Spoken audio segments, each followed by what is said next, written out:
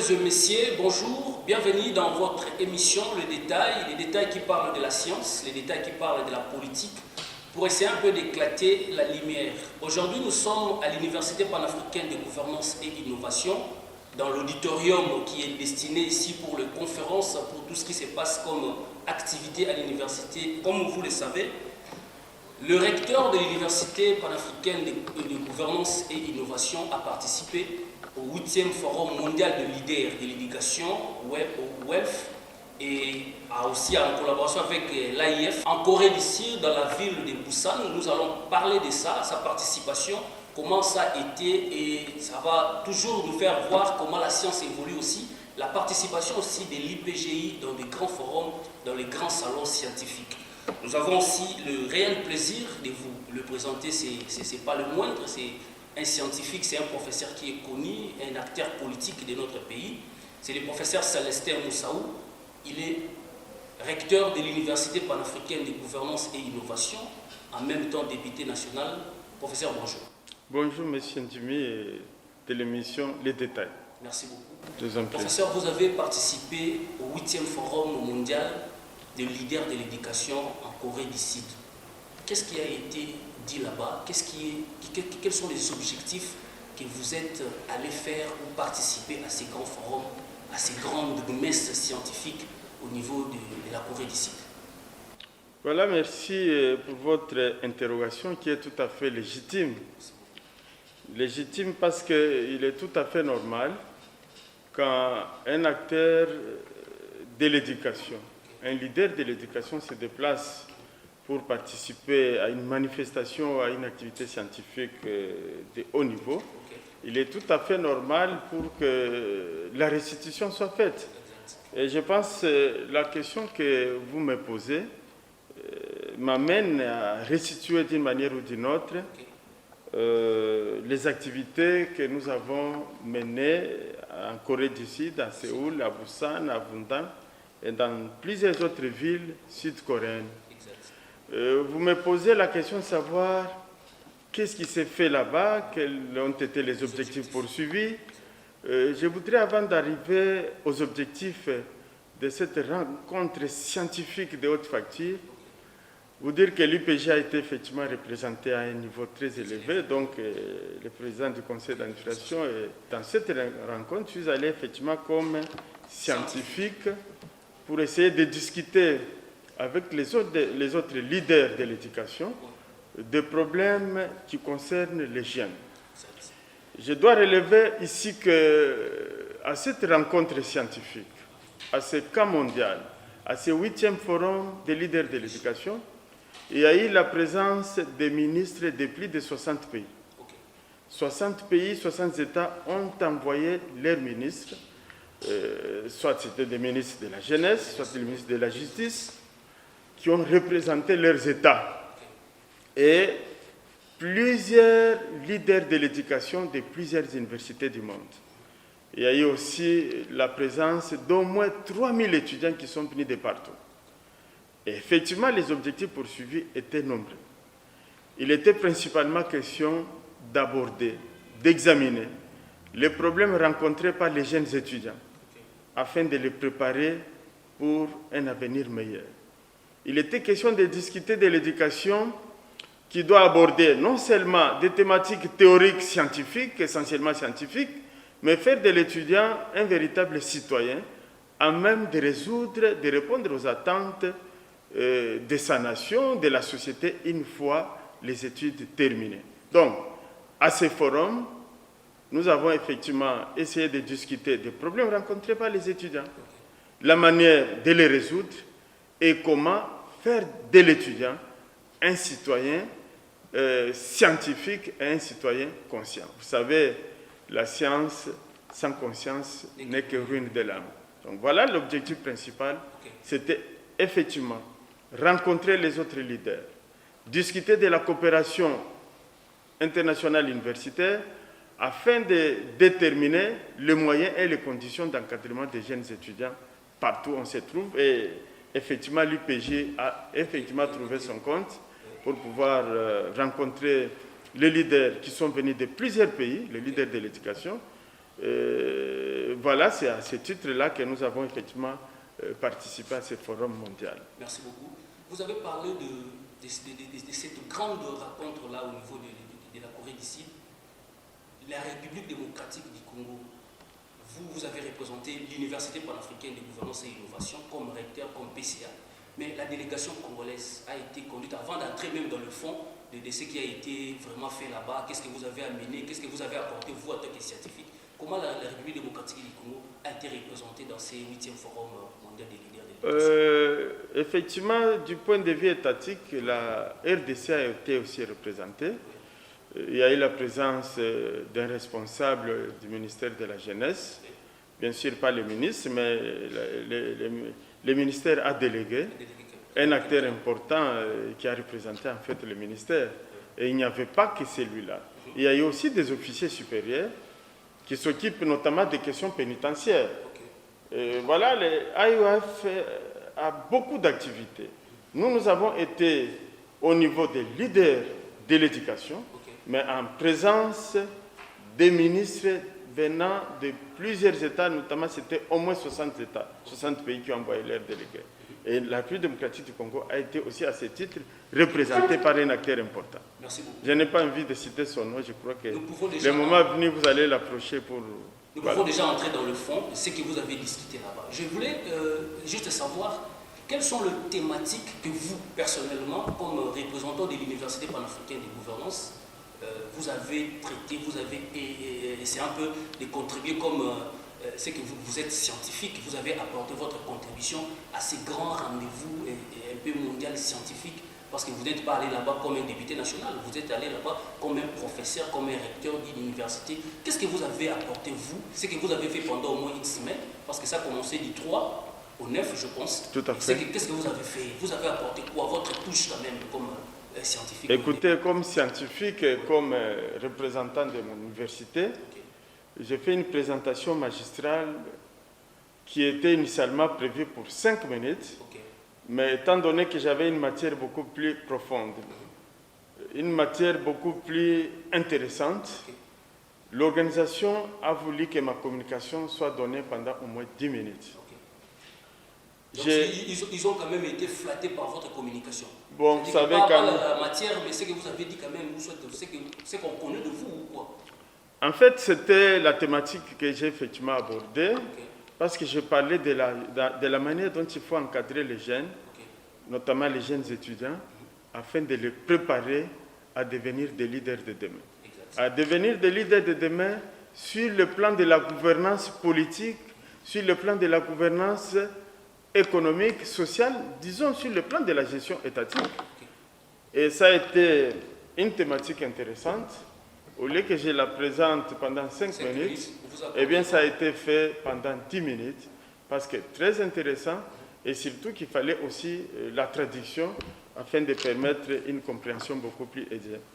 Qu'est-ce que j'ai abordé? Exactement. J'ai mené des activités importantes. La première activité, c'était la présentation de ma communication. Cette présentation de la communication insistait sur l'homme, sur le jeune. Je me suis plus référé à Peter Drucker, qui a dit « Quand tout a échoué dans une société,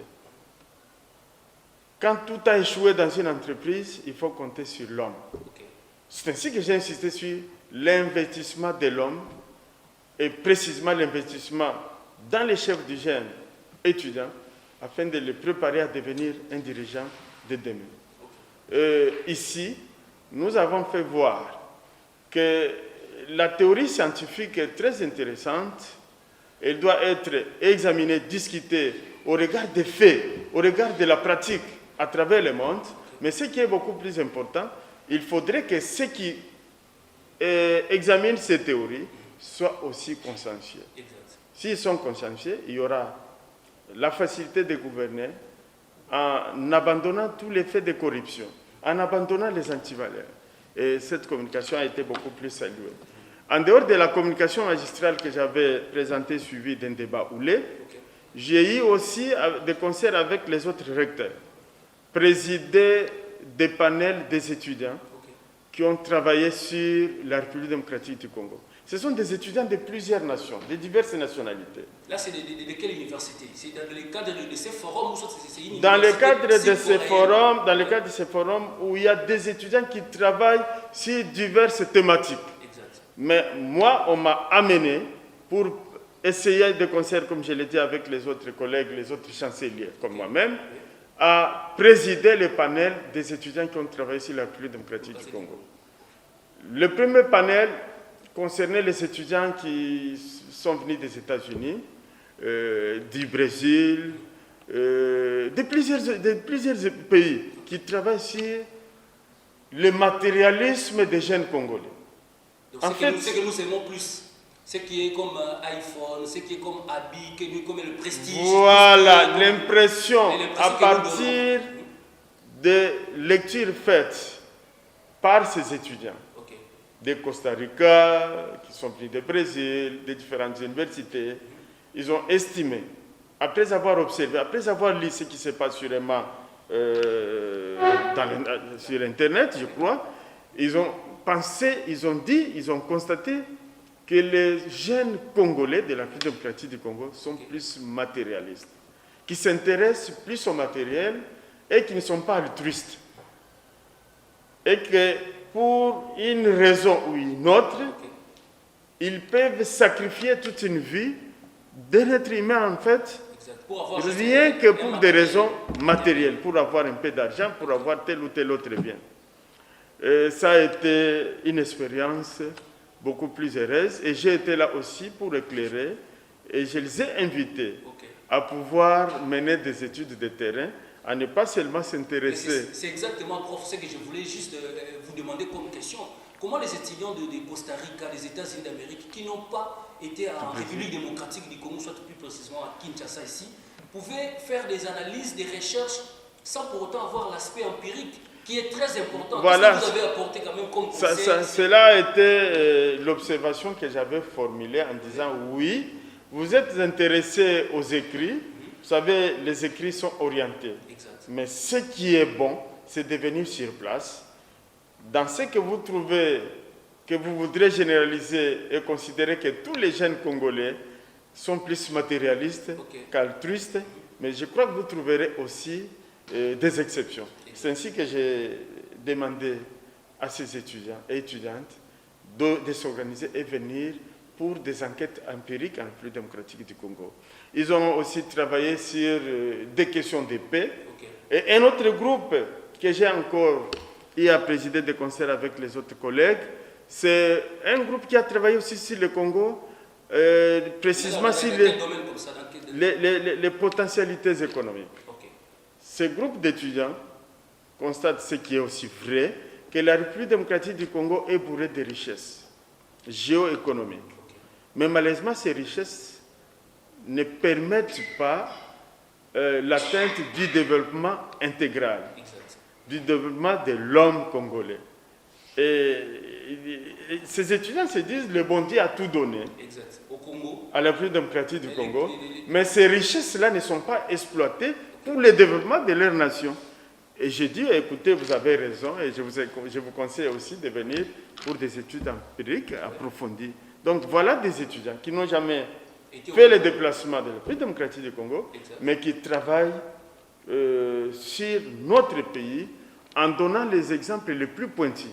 Et quelque part, ça m'a aussi beaucoup attristé pour dire que par le monde, on considère la jeunesse que vous êtes, la jeunesse étudiantine et la jeunesse de manière générale comme étant des acteurs qui s'attachent plus au matériel, qui ne se font... Mais je leur ai dit qu'attention, la solidarité a comme socle la République démocratique du Congo. Le berceau de la solidarité, c'est quand même la République démocratique du Congo. Mais voilà, ça a été des discussions très intéressantes. Et je crois, si tout va bien, ces étudiants viendront notamment ici à l'UPJ pour essayer de discuter avec leurs condisciples, qui sont les étudiants de l'UPJ. Et à partir de là, je crois qu'il y aura les chocs d'idées et la lumière pourra jaillir. Merci beaucoup. Nous restons quand même dans cette optique-là des étudiants.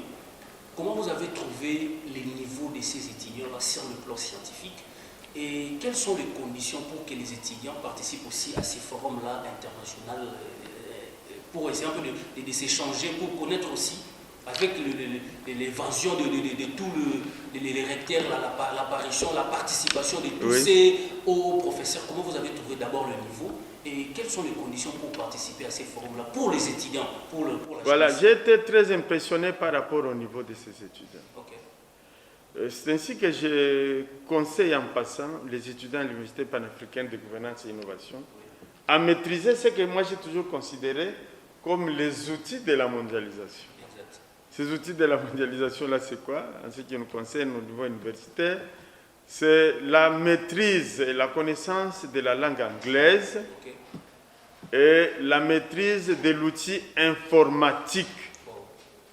Cette maîtrise de l'outil informatique et de la langue anglaise va permettre aux étudiants d'aller plus loin. J'ai trouvé que ces étudiants, notamment sud-coréens, et ceux qui sont venus des États-Unis, qui sont venus du Brésil, qui sont venus de l'Italie, de presque la plupart des pays de la planète Terre, ces étudiants-là ont un niveau très appréciable, un niveau compétitif, une intelligence qui éclate, et c'est le fruit de l'encadrement.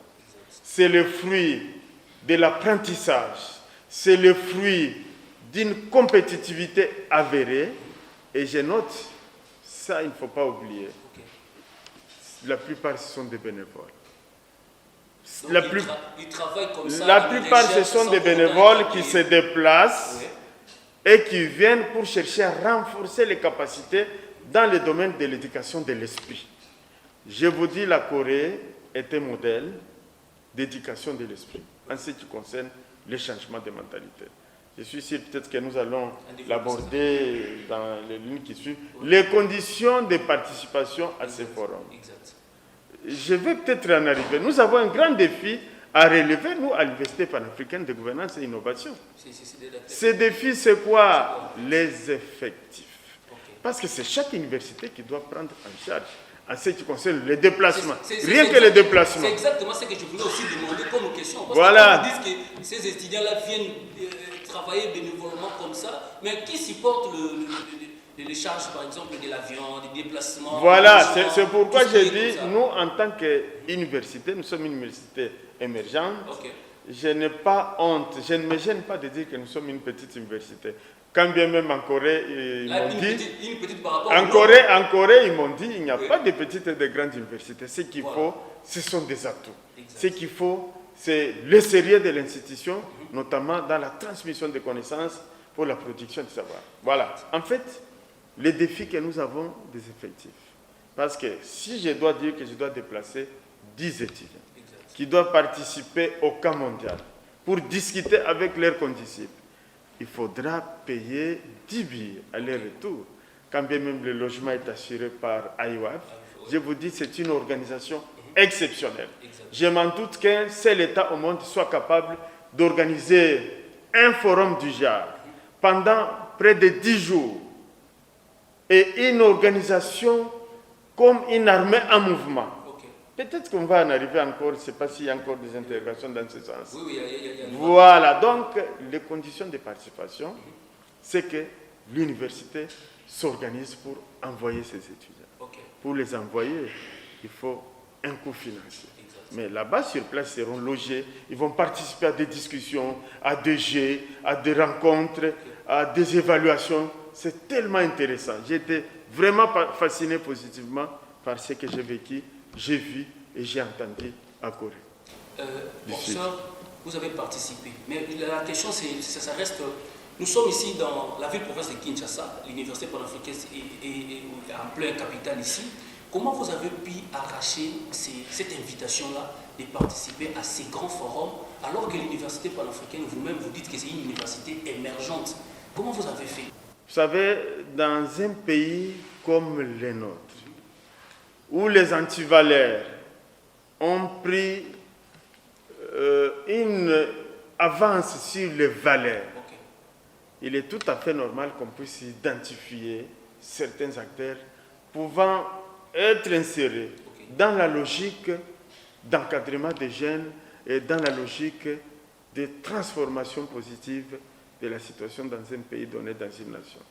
Donc, l'université panafricaine a été pointée depuis longtemps. Et je vous informe que les étudiants de notre université ont eu à bénéficier de l'encadrement des volontaires de IOF. Je crois que c'est en 2018, 2019 si je m'abuse, je crois 2019 ou 2020. Ils ont bénéficié de cet encadrement de bénévoles. C'était l'apprentissage de la langue anglaise. C'était l'apprentissage de la langue chinoise. Tout ça, il revient à nous et aux étudiants de l'université de pouvoir les capitaliser pour booster et aller de l'avant. Mais comment vous avez trouvé l'organisation de l'AIF? Si vous parlez maintenant de l'AIF, vous avez dit qu'ils ont déjà encadré les étudiants de l'IPGI. Ce que vous avez vu là-bas, est-ce qu'on peut aussi le transformer, le mettre et le placer aussi en République démocratique du Congo sur le plan organisationnel? Comment vous avez trouvé l'organisation? Comment vous avez été quand même dans ces grands forums-là, du côté organisationnel sur le plan? Mon cher ami Dimikola, j'ai été impressionné. Vous savez, moi je suis objectif dans mes propos modestes.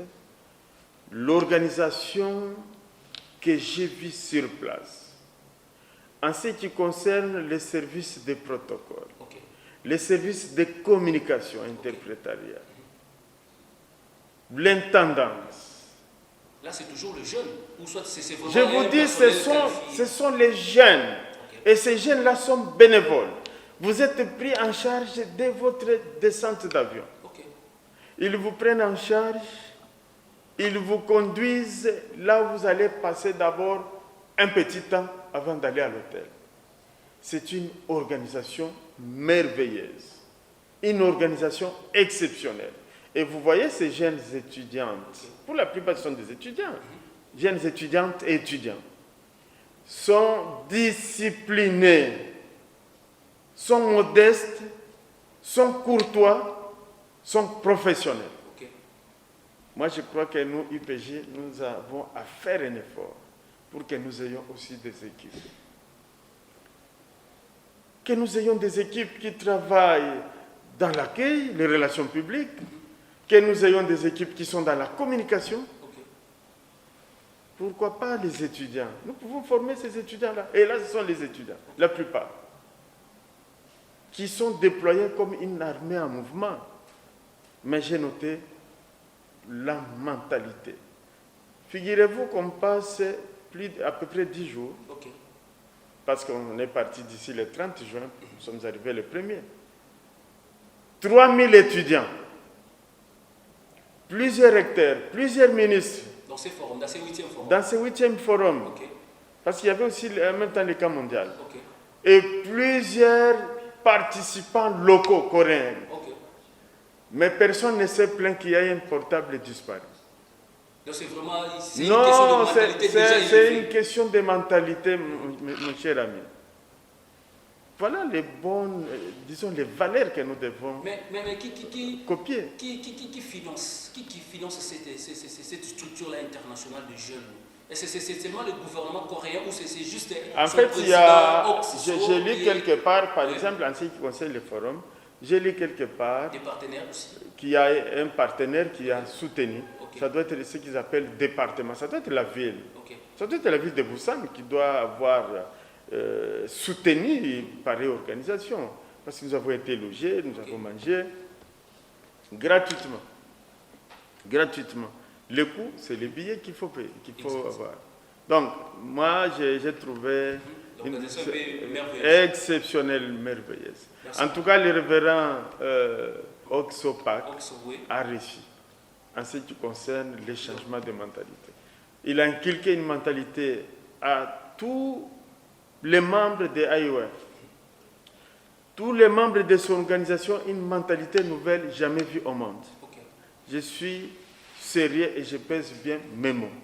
Une mentalité nouvelle, jamais vue, jamais vécue au monde. Merci beaucoup. Voilà. Vous êtes parti à ces 8e forums en tant que scientifique, vous avez déjà dit ça. Maintenant, vous avez aussi participé, les étudiants aussi ont apprécié quand même ce que vous avez apporté comme explication et avancement. Mais vous êtes parti sans revenir avec contrat, partenariat, où vous avez aussi, à ces forums-là, tissé des bonnes relations avec les universités du monde? Ou qu'est-ce que vous avez amené pour le compte de l'université? Très bonne question. Je suis content que cette question soit abordée, parce qu'en fait, on ne peut pas aller à la chasse sans et retourner, même réduire. Vide comme ça. Ça serait inutile, ça serait un déplacement inutile, parce que ma communication déjà a été une grande contribution. Exact. C'est dans ce genre de rencontres qu'on doit tisser des relations, les approfondir, nouer des partenariats.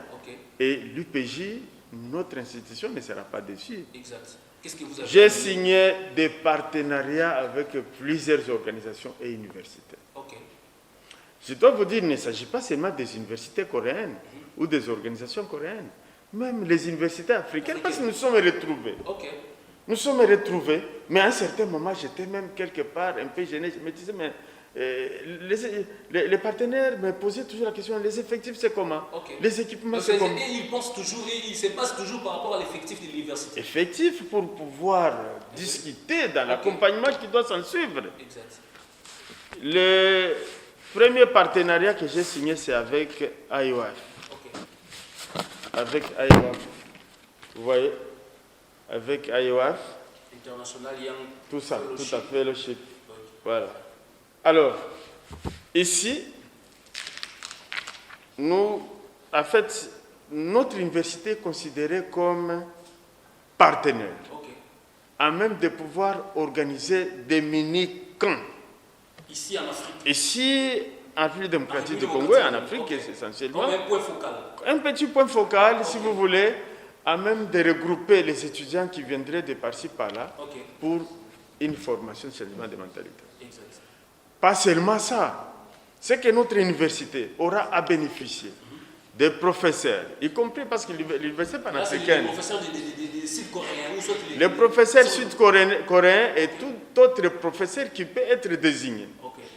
Tout autre professeur, pourvu qu'il soit membre de l'IOF, qui peut être désigné à pouvoir donner des enseignements. IOF est disponible à pouvoir accompagner. Ça, c'est le premier contrat que vous avez. Le premier contrat, le premier partenariat que j'ai arraché avec IOF. Et comme ils savent que nous avons même une école d'application, le groupe scolaire bilingue Le Génie. Le groupe scolaire bilingue Le Génie sera aussi bénéficiaire de ces partenariats. Voilà, de ces partenariats. Ils insistent plus sur l'encadrement de l'adolescent. Parce que l'adolescent, quand il est moulé, il est formé, il peut évoluer sur le plan scientifique, mais sans oublier sur le plan de la conscience, sur le plan du caractère, si vous voulez. Nous avons été aussi identifiés comme, excusez-moi, nous avons été identifiés comme acteurs importants, disons comme membres importants de l'IOF. Que, à ma qualité de scientifique, il y a une institution privée en République démocratique du Congo. Donc maintenant là, nous devons booster pour l'éducation au niveau, pas seulement de la République démocratique du Congo, et au niveau du monde dans son ensemble. Voilà, ça c'est très important. Nous avons aussi arraché un partenariat. Nous avons signé un partenariat avec Koyang Cyber University. C'est l'université Koyang. Mes chers amis, c'est formidable. Cette institution universitaire a des équipements modernes qui fascinent. Institut universitaire Sciences du Cameroun. Vous êtes quand même le milieu scientifique camerounais. Parce que vous très bien, j'enseigne au Cameroun. Vous enseignez aussi là-bas. Tout à fait, tout à fait. Donc l'Institut universitaire Sciences du Cameroun, c'est une université, disons, un institut universitaire privé, bien organisé. Une vieille université qui date des années, de plusieurs années déjà. Donc ici, ils sont plus dans le domaine professionnel. Les masters professionnels, nous allons effectivement aussi les développer ici. Il y a beaucoup de gens qui sont sur le terrain, qui sont dans des entreprises, qui ont besoin d'avoir un diplôme professionnel. Et avec cette université, donc avec l'Institut universitaire Scientou du Cameroun. Ils vont nous accompagner par rapport au renforcement des capacités, échange d'étudiants, échange d'expériences et surtout la mobilité enseignante. Nous avons signé aussi un autre partenariat avec l'université Félix Houphouët-Boigny. C'est Côte d'Ivoire. Côte d'Ivoire. Okay. Et tout ça, ça s'est passé à Séoul. Donc à Busan et à Séoul. Aussi effectivement, parce que c'était des leaders de l'éducation, des recteurs, des chanceliers, des présidents du conseil d'administration. Prof, excusez-moi, par rapport à cette université, qu'est-ce qui vous a attiré aussi d'accepter ou soit de lier un contrat avec... Et vous savez, les noms d'innovation fascinent et les gens sont très intéressés. Okay. Mais l'université Félix Houphouët-Boigny, c'est une université en fait de plusieurs étudiants, plus de 65 000 étudiants. Okay. Vous voyez, plus de 65 000 étudiants. À un certain moment, j'ai commencé à avoir même... Je me dis, mais 65... Ils ont dit, oui, ce n'est pas grave, les grands peuvent aussi renforcer les petits. Voilà, ça c'est l'université Houphouët-Boigny. Okay. Et nous avons signé un partenariat avec l'université Kisii University du Kenya. Okay. Voilà, les défis, nous devons approfondir la formation en anglais. C'est très important. Parce que la plupart de ces universités, que ce soit Koyang, voilà, les étudiants. Et je vous dis, en marge de tout ça, j'ai discuté avec un professeur qui gère la coopération universitaire au niveau des IOIF. C'est un pasteur, un référent. Il a dit, vos étudiants peuvent venir, 5 ou 6 étudiants qui voudraient bien étudier en Corée peuvent venir. Je vais sélectionner quel genre d'étudiants, mais il faut d'abord aller avec une base. Non, la base, parce qu'ils seront boursiers. Ils seront boursiers, la base en anglais, c'est très important. Donc il faut vraiment que les étudiants s'exercent. Nous avons aussi, il y aura des discussions avec l'université de Mozambique. Le recteur avec qui j'ai été, il a dit qu'il m'avait cherché, mais malheureusement, on n'a pas eu le temps de pouvoir signer un partenaire. Nous allons le faire très prochainement par voie de correspondance. Merci, professeur. Oui. Vous avez montré ce que vous avez arraché comme partenariat, contrat. C'est vraiment merveilleux, comme vous avez dit, excellent. Ça montre que votre participation n'était pas nulle. Mais la question est que, est-ce qu'aujourd'hui, avec tout ce que vous avez arraché comme partenariat, comme contrat, l'Université panafricaine de gouvernance et innovation est-elle prête pour assurer cela? Est-ce que les niveaux des étudiants de l'université, la formation, l'enseignement, les enseignements, prenons même le système qui est instauré ici à la République démocratique du Congo, le LMD, est-ce que l'Université panafricaine est prête pour accepter ces étudiants de venir ici et les étudiants aussi de l'Université panafricaine d'aller aussi suivre? Et comment est la qualité de l'enseignement ici? J'ai personnellement confiance à mes étudiants qui sont conscients, intelligents, compétitifs. Je n'ai pas avancé quelques noms, mais j'ai quand même les rapports de manière régulière du suivi et de l'encadrement assuré par la plupart des professeurs. Les professeurs qui donnent cours ici sont des professeurs de haut niveau. Vous savez, on les retrouve sur place dans différentes universités. Nous-mêmes, nous n'avons pas encore beaucoup de nos propres professeurs, nous en avons bien sûr, mais la plupart qui viennent nous soutenir sont des grands professeurs qui viennent de l'université de Kinshasa, qui viennent de l'UCC, qui viennent de l'UPC, et même de l'UPEN, et même d'autres viennent du Cameroun. Vous savez, ils ont été formés au Cameroun, ils ont même des responsabilités dans notre université. Du point de vue de l'encadrement, je n'ai pas à m'inquiéter. Pourquoi? Parce que nous avons des ressources humaines qu'il faut, des ressources humaines acceptables pour l'encadrement et la formation des étudiants. Et les étudiants eux-mêmes aussi sont compétitifs. Sinon, je les invite à doubler les efforts, à redoubler les efforts pour pouvoir s'investir davantage dans l'apprentissage. Et les systèmes... C'est en quelque sorte le défi de l'université. Voilà, mais les défis sont énormes. Je ne dis pas qu'il n'y a pas de défis que nous devons relever. Il y a les équipements. que nous devons renforcer, notamment les ordinateurs et autres équipements nécessaires pour les étudiants d'informatique, intelligence artificielle, autres comme les rétroprojecteurs, il faut les multiplier.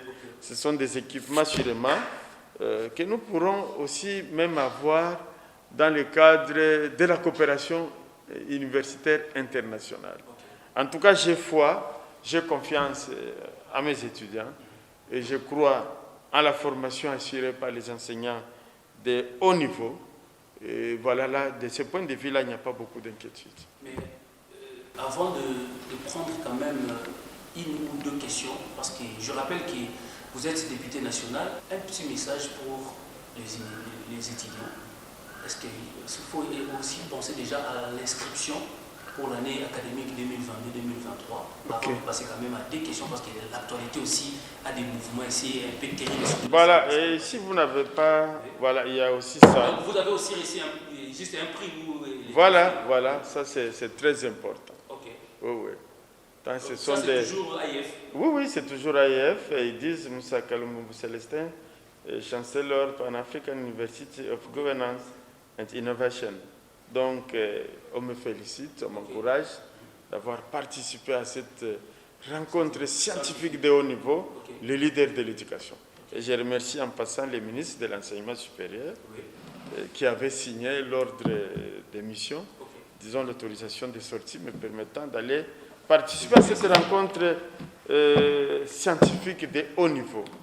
Alors, un mot, moi je crois que ceux qui doivent vendre l'image de l'IPG, ce sont nos propres étudiants que nous avons ici, qui sont là depuis, il y en a qui sont là depuis 3 ans, ils ont participé aux enseignements, ils ont vu les sérieux par rapport même à l'évaluation. Les exigences sont des exigences rigoureuses, effectivement, en ce qui concerne la formation dans l'assurance qualité. Vous savez, même l'évaluation est anonyme à l'UPJ. Nous sommes effectivement inscrits au système LMD, où nous respectons toutes les conditions qu'il faut dans les domaines des enseignements et de l'évaluation. Vous avez vu, peut-être que les étudiants ont compris, avec les délibérations qui sont intervenues dernièrement, ils ont compris qu'il y a beaucoup de choses. On va en parler dans voilà. Numéro, plus dans le détail. D'accord.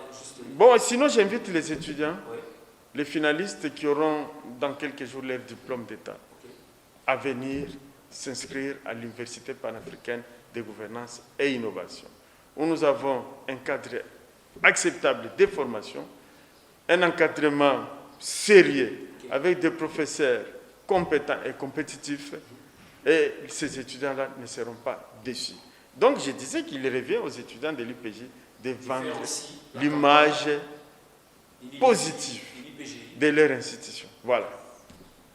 Nous sommes presque à la fin. Vous êtes député national. Vous avez travaillé avec beaucoup de gens, je cite quand même le nom. Oui. Dans le bureau de Mme Jeanine Maboula, vous étiez rapporteur. Comme premier vice-président, c'était Jean-Marc Aboul, qui est aujourd'hui en opposition avec son parti politique. Oui. Vous avez suivi les sorties médiatiques des acteurs, surtout la semaine passée, c'était vraiment... Et moi, je voulais juste vous demander une question. Quand est-ce qu'on dit à un politicien qu'il est mature? Et comment faites-vous, vous, en tant que professeur politologue, l'analyse des sorties médiatiques de Jean-Marc Aboul? Bon, en fait, votre question est une question intéressante parce que ça relève de l'actualité. Vous parlez de la sortie médiatique d'un collègue député national, Jean-Marc Aboul, il y a aujourd'hui beaucoup de problèmes, c'est dans votre chambre. Avec qui j'étais au bureau, le bureau dit Bureau Mabunda. Bon, je n'ai pas tellement un point de vue à donner parce que notre émission est focalisée singulièrement sur mon déplacement de Corée du Sud, où je suis allé participer au leader de l'éducation au niveau mondial. Mais en fait, le problème de gouvernance doit être apprécié du point de vue politique, économique, social, administratif, et que sais-je encore. Écoutez, moi j'ai toujours pensé que la démocratie qu'il faut dans notre pays, c'est une démocratie qui répond aux attentes citoyennes. Et ces attentes citoyennes doivent être évaluées par rapport aux questions de l'éducation, questions de la santé, le transport, la sécurité, et tous les autres besoins sociaux de base. Il ne s'agit pas d'une démocratie au sens beaucoup plus occidental, mais il faudrait effectivement une démocratie qui répond aux attentes des citoyens, qui répond aux attentes de la population. C'est comme ça que moi j'ai toujours apprécié la gouvernance politique, et ainsi de suite. La question est de savoir est-ce que la gouvernance actuelle répond bien aux attentes des populations. Il revient aussi à vous, journalistes, de voir ce qui se passe sur le terrain et d'y trouver des réponses vous-même. Mais moi, je vous dis tout simplement que si vous êtes appelé à évaluer une gouvernance donnée, évaluez-la sur le plan politique, sur le plan économique, sur le plan social, de manière beaucoup plus générale. Bien sûr, on peut évoquer aussi, si vous voulez, ça c'est une gouvernance essentiellement publique. Je ne parle pas d'une gouvernance privée ici qui ne se focalise que sur les entreprises de manière beaucoup plus générale. Là, ce n'est pas mon problème. Mais cette sortie médiatique a été une sortie médiatique, mais question de savoir aussi la responsabilité de tout un chacun dans l'assassinat de la démocratie en République démocratique du Congo. Il revient à tout un chacun de pouvoir examiner la situation, évaluer cette gouvernance par rapport aux éléments que j'ai décrits, et aussi la part de tout un chacun par rapport à l'assassinat, entre guillemets, de la démocratie parlementaire. Je voudrais me... Bon, vous savez, moi, en tant qu'ancien rapporteur, ils sont nombreux qui ont dit pourquoi vous ne faites pas des sorties médiatiques. Je me dis, écoutez, vous ne parlez pas parce que vous non, êtes professeur, parce que vous connaissez beaucoup de choses. Non, pas parce que je suis professeur, mais à un certain moment, il faut... moi, je n'ai pas envie que les gens me taxent d'aigri. J'étais membre d'un bureau. Le bureau a subi, en d'autres termes, la violence des Wewa. C'était plus les Wewa qui sont venus déstabiliser. Bien sûr, le bureau est tombé. La majorité de l'Assemblée nationale a fait son choix. Vous ne regrettez pas ça? Non, je ne peux pas les regretter parce que... Non, je ne peux pas les regretter parce que moi j'ai toujours considéré que le pouvoir est un lit d'hôpital. Chacun a sa part. Moi je crois que le temps que j'ai passé c'était mon temps et pour le reste je ne peux pas les regretter. Merci. Je ne peux pas les regretter. Merci beaucoup professeur d'avoir participé à cette émission. Nous sommes presque à la fin, c'est le premier numéro, je pense que ça ne sera pas la dernière fois. Nous vous remercions. Je vous en prie, merci beaucoup.